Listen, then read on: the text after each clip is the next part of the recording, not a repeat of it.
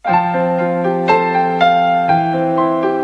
anak-anak, bertemu kembali di sini dengan Mem Heni, dan di sini kita akan lanjutkan materi kita masih di tematik tema yang ketiga, masih di sub tema yang pertama, dan kini kita akan pelajari pembelajaran yang keempat sampai dengan keenam.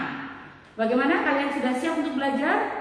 Dan tentunya dan pastinya kalian tetap jaga kesehatan dan jangan lupa berdoa dulu sebelum belajar. Oke, sudah siap kalian belajar hari ini? Oke, mari kita belajar. Ya, anak-anakku, sekarang kita akan belajar tematik, masih di tema 3, yaitu tentang tokoh dan penemuan ya. Dan kita akan belajar pada subtema yang pertama. Kita lanjut ke pembelajaran yang keempat sampai dengan keenam.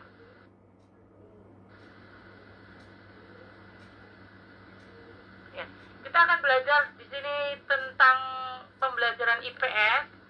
Yang pertama, pada tahun 1879, Thomas Alva Edison berhasil menciptakan sebuah penemuan penting dalam sejarah umat manusia, yaitu dia menemukan bola lampu pijar. Nah, pada saat menemukan bola lampu pijar ini, Thomas Alva Edison itu telah mengalami kegagalan sebanyak 9.998 kali. Coba kalian bayangkan. Mengalami kegagalan, tapi dia tidak pantang menyerah. Nah, baru pada percobaan yang ke 9.999, akhirnya dia berhasil dan sukses menciptakan lampu pijar yang benar-benar menyala dengan terangnya. Nah, ini mengajarkan kepada kita ya, supaya kita itu tidak menjadi orang yang pesimis, tetapi kita menjadi orang yang optimis. Lanjut. Edison memiliki rasa ingin tahu dan semangat meneliti yang besar. Dan ia juga seorang pekerja keras. Sangat senang mempelajari sesuatu dan membaca buku. Nah, dengan kerja keras dan sikap pantang menyerah itu, Edison mampu menciptakan penemuan besar yang mengubah dunia. Kita lanjutkan. Orang zaman dahulu membuat penerangan pada malam hari dengan cara menggosok-gosokkan batu hingga mengeluarkan percikan api. Lalu percikan api ini digunakan untuk membakar kayu guna membuat penerangan. Peradaban manusia pun semakin maju dengan ditemukannya bahan bakar minyak untuk menyalakan lampu obor yang terbuat dari kayu atau bambu. Ya, jadi dari zaman ke zaman itu terus mengalami perubahan. Selain sebagai penerangan, lampu pijar dapat dimanfaatkan antara lain untuk apa saja. Ya, yang pertama, memanaskan kandang ayam sehingga membantu proses penetasan telur ayam.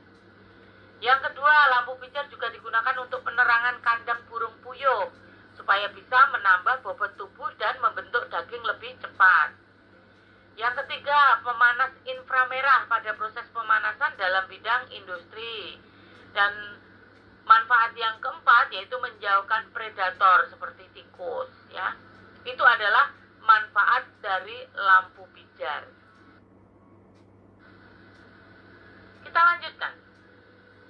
Penemuan roda membuat jarak antara tempat di belahan dunia itu dapat ditempuh dengan cepat dan mudah. Dan beban berat pun dapat diangkut dan dipindahkan dengan mudah.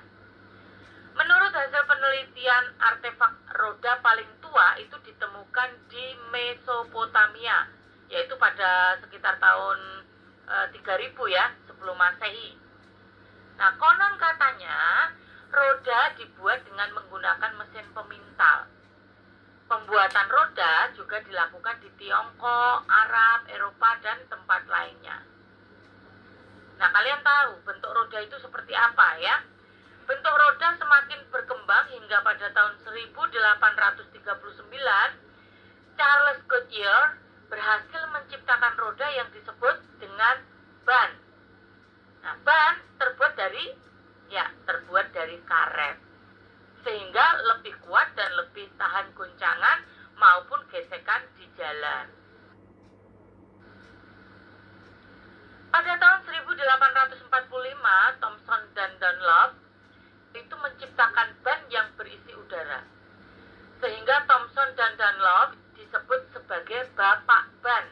Mungkin kalian tahu ya, yang punya kendaraan ya, pasti ada tuh di ban itu ada mereknya Dunlop. Nah, seperti itu. Nanti coba dilihat ban yang dipakai orang tua kalian itu ban merek apa ya.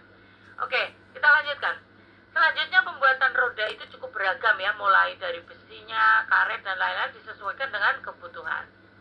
Dengan perkembangan teknologi, Charles Kingston Whale menemukan ban dalam, sementara William Erskine Bartlett menemukan ban luar. Jika Thomson menggunakan kulit hewan sebagai bahan dasar pembuatan ban, Dunlop menggantikannya dengan karet. Lalu pertemuan ini dipatenkan pada tahun 1870, itulah cikal bakal roda kendaraan masa kini. Kita lanjutkan. Kalau tadi kita berbicara tentang ban, sekarang kita berbicara tentang baterai. Baterai awalnya ditemukan oleh seorang ilmuwan yang bernama Alessandro Volta, yaitu pada tahun 1800. Alessandro Volta itu lahir di Como, Italia ya. Pada tanggal 8 Februari 1745, Volta juga membuat penemuan penting lainnya dalam bidang pneumatik ya, itu serta meteorologi dan elektrostatika. Kemudian ada juga Luigi Galvani, itu adalah seorang fisikawan ya, temannya Alessandro Volta yang mengilhami atau menginspirasi Volta untuk membuat penemuan baterai. Nama Alessandro Volta kemudian tercatat sebagai seorang penemu baterai, di mana satuan tegangan listrik itu adalah volt. Nah, volt itu diambil dari namanya, yaitu volta. Nah, dari penemu-penemu tadi ya, ada penemu ban, ya, penemu roda. Nah, kita beralih ke hak dan tanggung jawab. Kita beralih ke pembelajaran PPKN. Ini juga sebetulnya sudah dibahas pada pertemuan yang lalu ya. Hak adalah segala sesuatu yang harus kita terima. Dan kewajiban adalah segala sesuatu yang harus kita lakukan. Nah, apa itu tanggung jawab? Tanggung jawab adalah kesadaran diri manusia terhadap semua tingkah laku dan perbuatan, baik yang disengaja maupun yang tidak disengaja. Sekarang contoh hak di rumah ya. Contoh hak seorang anak di rumah. Apa kira-kira? Ya, yang pertama mendapatkan kasih sayang dari orang tua. Yang kedua, memperoleh pendidikan dan sarana kesehatan. Yang ketiga, mendapat makanan, minuman, dan pakaian. Dan yang keempat, mendapat perlindungan dari orang tua. Nah, itu tadi adalah contoh hak seorang anak di rumah.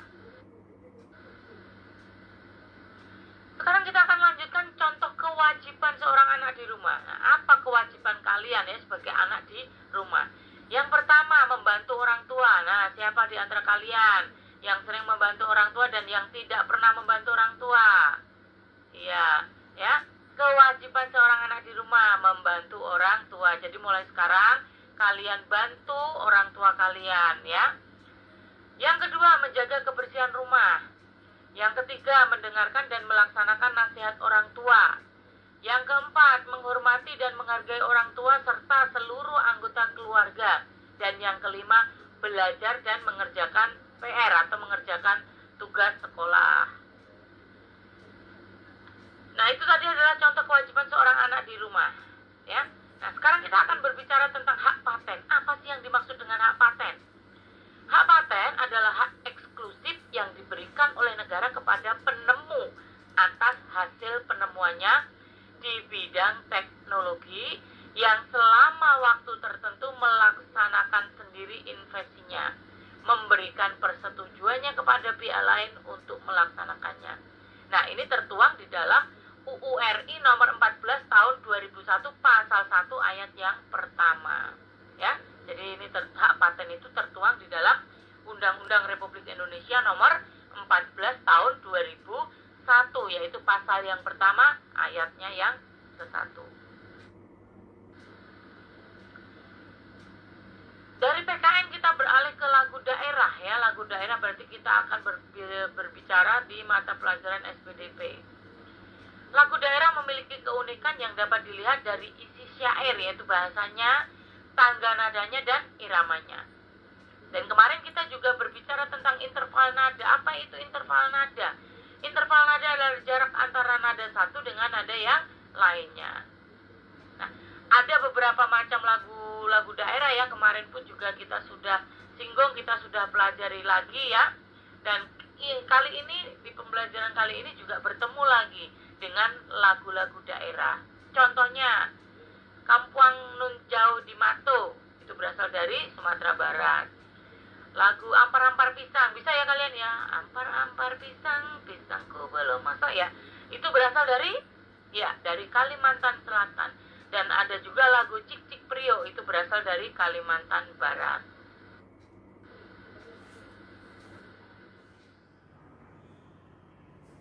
Nah, anak-anakku sekalian, itu tadi adalah materi pembelajaran kita pada hari ini, ya. Dan Mem harap kalian tetap semangat dalam belajar kalian supaya kalian bisa mencapai cita-cita yang kalian inginkan, ya.